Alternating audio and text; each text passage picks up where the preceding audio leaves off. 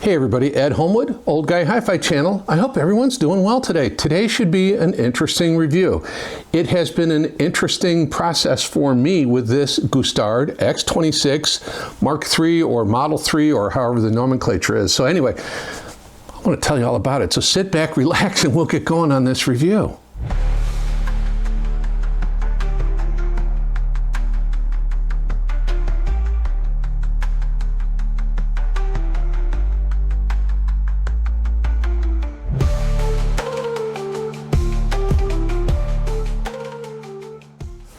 So what is the Gustard X26III? It's a $1,600 DAC streamer preamp. It's got some really cool functions.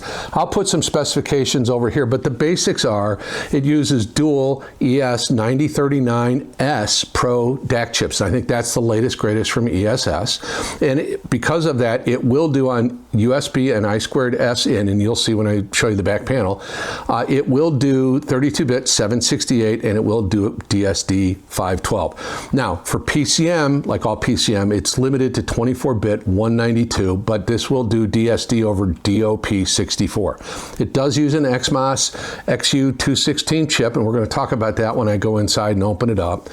It does use a really cool AccuSilicon GCLK-02 ultra low phase noise clock module that is really interesting. And again, when we look inside, you'll see that as well.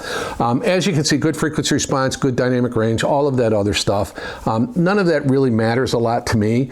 What really matters to me is how it sounds in the user interface. So what I want to do first is let's put it on the workbench. I'm going to show you the front panel. I'm going to show you the back panel. We're going to crack this bad boy open and take a look inside.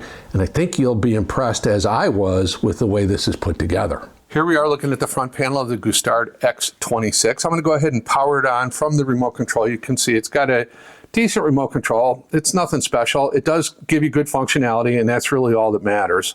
I kind of like it small and compact. It's easy. Anyway, let me power the unit up. So we'll go ahead and power it up. And you can see this is the boot up sequence.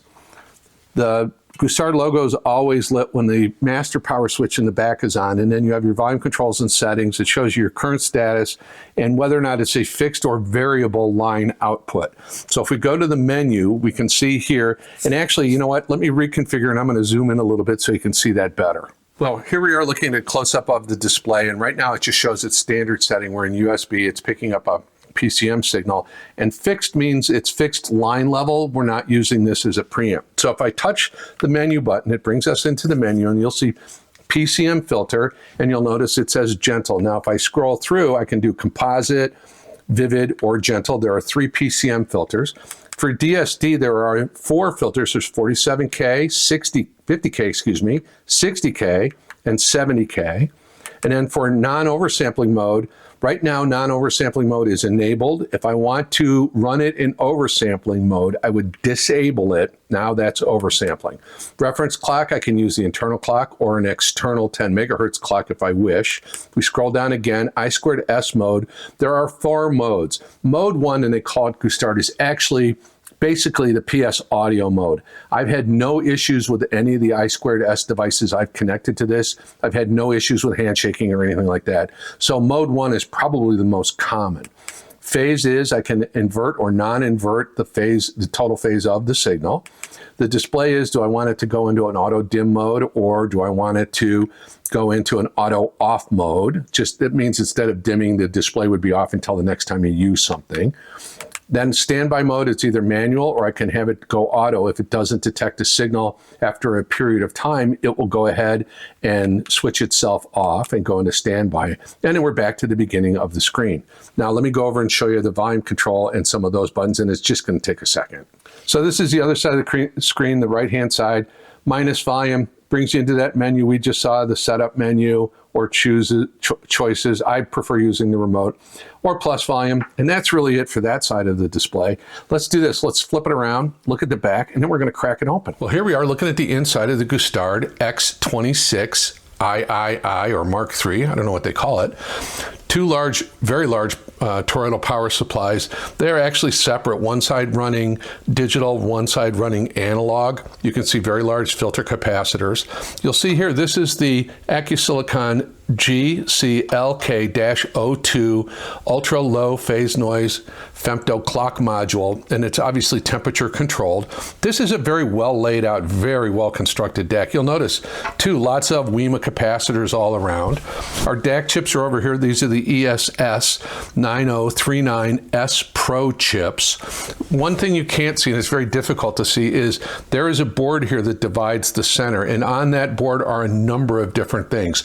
So one of the first things that is on the board here is we've got a GigaDevice GD32F103. This is a microcontroller. It's used as a USB audio interface. It handles USB input, system control, and communication with the DAC chips itself. It can also be used to manage the user interface, and it's sometimes used as an alternative to XMOS chips, although there are XMOS chips here. Also too, this is a Winbond W9825 G6KH-6 mouthful. That's actually just a 32 megabyte SD RAM chip used for buffering things on the processors. Then we have over here an STC15F2K60S2. This is an 8051 based microcontroller used for control tasks in the DAC. It manages the user interface, display, input selections. It also communicates with other components via I2S or SPI. It's kind of a handles system logic and automation functions. And then we have the Lattice Mach 2, and this is right here, the Lattice Mach X02 chip. It supports clock management, digital input switching, I2S control for the DAC chips and displays, user interface logic. It may also, in this case, I don't know, manage power up sequencing, detect sample rates.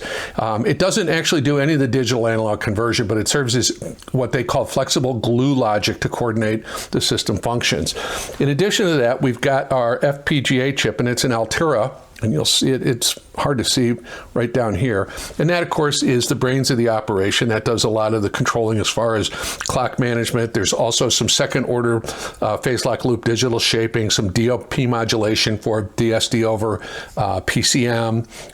And also it incorporates a D-pop switch. So when you switch from PCM to DSD, you don't get that popping. And then, of course, there's the XU216 chip, and that's a high performance USB audio interface processor. It handles kind of the incoming data stream from USB or I2S, and it organizes that digital audio data and supports resolutions of 32-bit up to 768 and DSD 512. And it performs asynchronous USB transfer to reduce jitter and outputs the signal, typically I2S, to the DAC chips themselves.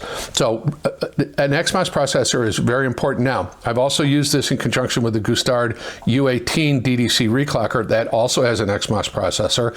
Yes, you can have multiple XMOS processors.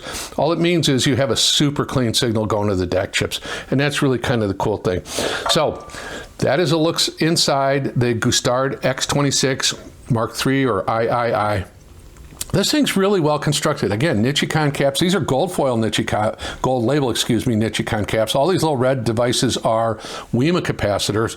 This is a really well laid out, really, really interesting DAC for sure. And I'm going to button this up. We're going to go in the studio and I'm going to tell you some of the music I used and what I thought of it. Well, as you can see from looking inside, it's impressive. I'm very impressed with the build quality of this. I think it's built to its price point, and I think it's worth its price. One of the things I neglected to mention while we were digging around inside is it does use in analog devices what's called an SHARC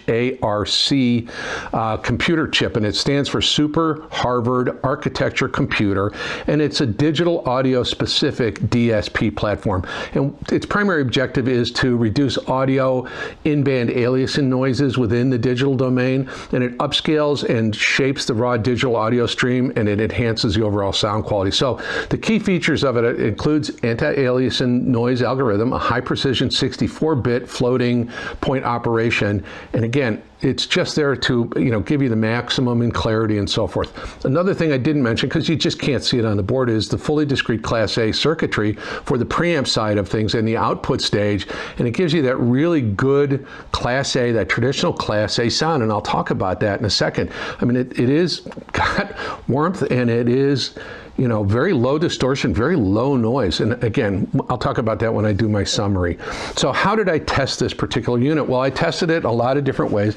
Primarily, like I always do, I streamed from Artivana, and I did go in USB into this directly from Artivana. I also did go into a couple of things, and one of them, and I apologize for the reach, is I did, and I have in for review, and it'll be a separate review, the Gustard XU18 DDC reclocker. So I did come into this USB and go out of this I2S into that. I also, because you know me, I can't leave well enough alone, I did also use the Matrix Expeditive-3, and I would come in on USB on this and go out I2S into that. I also used, and I'm not going to show it to you, I'll put a picture here, I did use the Lave Micro DDC, because it's in the system, I'm not going to take it out, and I did run into that USB and out to this I2S. I also did from the Gustard and the Matrix DDC reclockers, I tried other outputs on SPDIF, so I tried AES EBU, the digital AES EBU. I did try Toslink. I didn't try coax. It's going to be the same as Toslink anyway. So I did that. Now for amplifiers, I used a bunch of different amplifiers. I used the Unison Research SP6 Black Edition beautiful tube amplifier. I used the Vincent, and I can't remember the model name. I think it's the SV500 Mark II. I'll put it down here once I go into editing. I used the Black Ice Audio F22. I did use the Advanced Paris A12 Classic, and I did use the Cambridge Audio EXA100. So I threw some really good amplification at it. For speakers, I used the Philharmonic HT Towers. I used the Q Acoustics 3030Cs. I used the Opera Callis. I used my Big Wharfdales. I did use the Magnapan LRS Pluses. Was there anything else?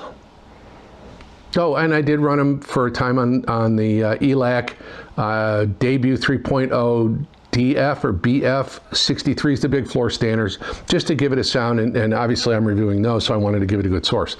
So that's the way I tested it. Now, let's talk about some of the music I used for my testing. Well, the first album I'm going to recommend is this album from Keiko Matsui called Euphoria. Now, Keiko Matsui has had a long and very storied career. She is a very well-regarded jazz pianist from Japan. She's a great composer. She's worked with a lot of different people. She's worked with folks like Bob James, and you'll kind of hear a little bit of that influence in this album. This is her 30th album. She's also worked with Stevie Wonder.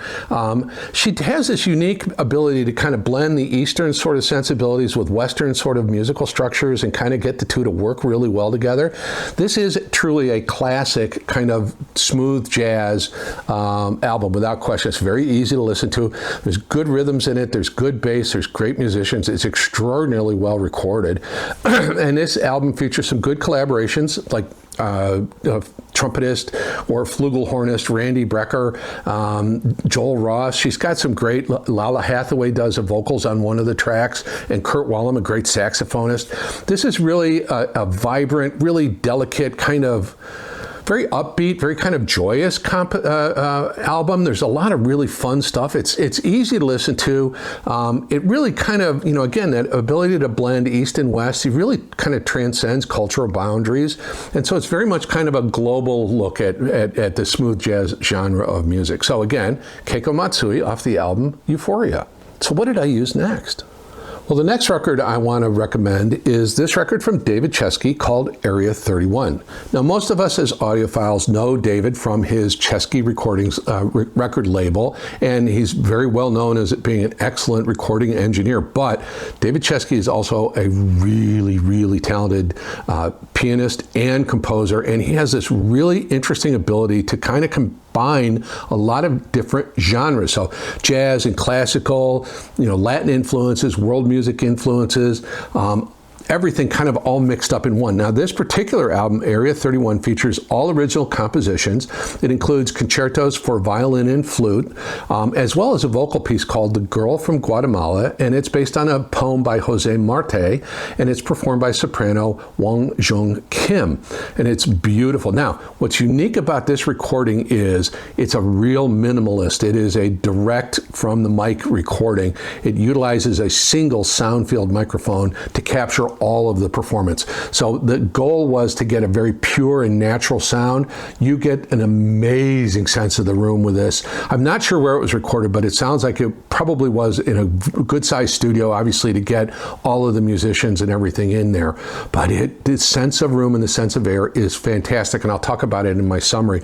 And by the way, this album was nominated for a Grammy for Best Engineered Album for Classical Music. So anyway, again, highly encourage it. David Chesky, Area 31. And if you're not familiar, David has a new record label called the Audiophile Society. There'll be a link to it in the video description. I'd encourage you to check it out. So, what did I think of the Gustard X26III or 3 or whatever the nomenclature is? I'll tell you what, you guys know normally I'm not a big ESS Sabre DAC fan. This is without a doubt probably, in the grand scheme of things, at $1,500, it's one of the best DACs regardless of chipsets I've ever heard. Is it better or worse than anything else? No, it's different, but it is really remarkable. It doesn't have that Sabre glare. I think it's the Class A discrete output stage. I think it's also, a good clock function. I think it's a good, they've got their FPGA programmed well to do the oversampling and take care of all that stuff. And there's a really good low pass filter system built into it. I think overall, it's just an outstanding DAC. Really, really good. Is it better or worse than whatever? Well, I don't know. At $1,500 or $1,600, it is absolutely well worth the price of admission. I would put it on a par with, and I think I actually kind of thought the sound of it was a little better than the Chord Cutest, which is in and around the same price. It is, I think, different. So better or worse? It is each of these DACs, and as we get up in these price ranges, and as DACs get better and better, and the chip manufacturers improve their game, they get different. I don't know that there's better. So there is a different sound signature. How does this sound compared to, let's say, the Gishelli Daisy? They both sound outstanding. They are different. This tends to be a lot more neutral. It is actually very neutral, very clean. No, I didn't. Maybe if I really bore down on it, I would hear a little bit of that glare from Sabre, but honestly, 99% of the time, I didn't even notice it. So really good, really clean, very accurate. It dug deep. It did the mid-range beautifully. That didn't add any sibilance. The right hand of the piano sounded correct. Transients were beautifully well produced. Decays were beautifully well rendered. I just thought there was good texture. There was good meat on the bone with this. It had great pace and timing. It just really impressed me as being an excellent DAC for $1,600. It is absolutely. Now, does it sound better than the Topping Centaurus? Different. Yeah, probably a little better. Probably better channel separation, lower noise floor. Probably a little cleaner, a little crisper, not strident, not fatiguing. I had no fatigue with this at all, with anything I threw at it. I just think it is a very good, clean, neutral, and it is a bit of a magnifying glass, but it's not too much of a magnifying glass. Detail is rendered beautifully. If you're a detail fan, you're going to love this DAC. It did it well, and it did it without any harshness or any of that. No listening fatigue, as I said. So I would put this on a par with any of the DACs in its price range for sure. Is it better than the Topping D90 discrete? Yes. Is it better than the Octo? Yes.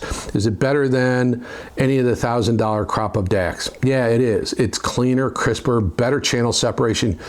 Huge image on this, lock solid center, but big soundstage. And it's interesting because the sound did change when I did some things to it. So when I put the Matrix X SPDIF 3 on it, it opened up the soundstage a lot. Now it was coming in USB and going out to this I2S. I heard the soundstage get bigger, a little broader, a little more sense of space. Not huge difference, but enough to make it worth, I think, the $500 price of admission for that. It really opened things up a lot. I thought there was better detail. I could kind of hear into it a little bit deeper, into each of the notes or in each of the frequency responses. It was easier to pick out instruments, maybe with a bunch of different instruments playing. I thought, as good as this was in allowing me to do it, I thought with this, and might as well add it in as well, and with the Gustard DDC clocker, I could pick out individual instruments and follow them easily. They didn't get lost in kind of the conglomeration of all of the instruments playing at one time. Now this is a really good piece. I really like this. The Matrix and the Gustard are very similar, and I'm going to do a review of both of them. There'll be individual reviews, but as far as, you know, one compared to the other, each, again, is a little different. Neither one is best. They're both at $500, so both, it could be an excellent choice for you. Both have a nice small form factor, although the Matrix form factor, I kind of like this size a little bit. I would be happy with either one, but I kind of like this size a little bit because I can kind of tuck it in behind other gear, and I don't need to devote a whole bunch of shelf space to it. This you could stack on top if you wanted to.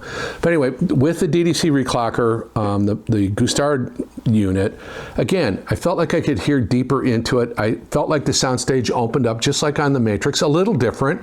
This was probably a little better at pulling out detail in the mid-range and upper frequencies, where the Matrix was probably a little better at pulling out detail in the bass region and kind of mid-bass and lower mid-range region. I thought vocals on the Matrix male vocals sounded a little bit fuller and more kind of full-bodied than they did on this, although it was excellent on this as well. And again, there's no best here. There's just different, and both were very rewarding. So all in all, you guys, I'm gonna say it, I like this DAC a lot, and even though it's got Sabre chips, I think it's really well implemented. It's really well designed. It's a great execution. Really, I was so impressed with the way it's constructed internally. Just really, really well built, really well thought out, really well executed. I wish the display was a little brighter and wouldn't go dim automatically. That would be one thing, although I don't really need to look at the display that much. It does have a streaming function, and let me talk about that real quick. I don't have a way to connect this to a network to initiate this so it knows to look for a Wi-Fi network, and I apologize for that, but it does give you the ability to do streaming on, you know, UPnP, which I do use a lot, and I use UPnP for a lot of things, although I couldn't get it to work here. UPnP, Universal Plug and Play, allows you to go from your Roon streamer, your HQ player, I use it with Artivana, and it can find the device on the network, and I can stream the digital signal to it wirelessly. So if I wanted this on this rack back here, but I didn't want to run a cable up to the PC, I could just find it UPnP and stream right to it, and it's super easy that way. So it does Roon, AirPlay, it does UPnP, it does Spotify. So it is a really good unit that way. I just couldn't get it to work right. Again, I run a wireless mesh network here, so I couldn't plug it in and actually see it on the network with a Cat 6 cable. So anyway, it does have that good streamer. Highly recommended. This would, I could live with this DAC forever pretty much. It's really well done. Now, everybody's going to ask the question, how does it compare to the live micro DAC? And if you add the micro DDC in, it's about $1,800, so we're similar price point. It is a different sound. Neither one is better. This has definitely the kind of Delta Sigma, really super high detail, high resolution, crisp sound of a well-executed Delta Sigma.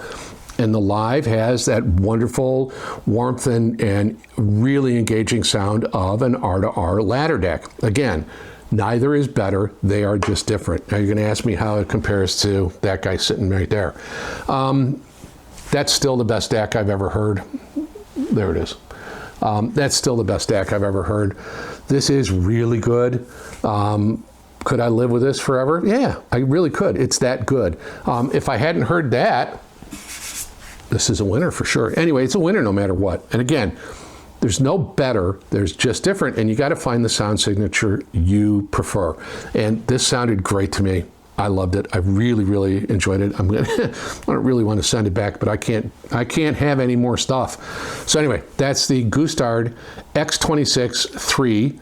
Highly recommended. Really enjoyed it. I think it would be a great addition to anybody's hi-fi system.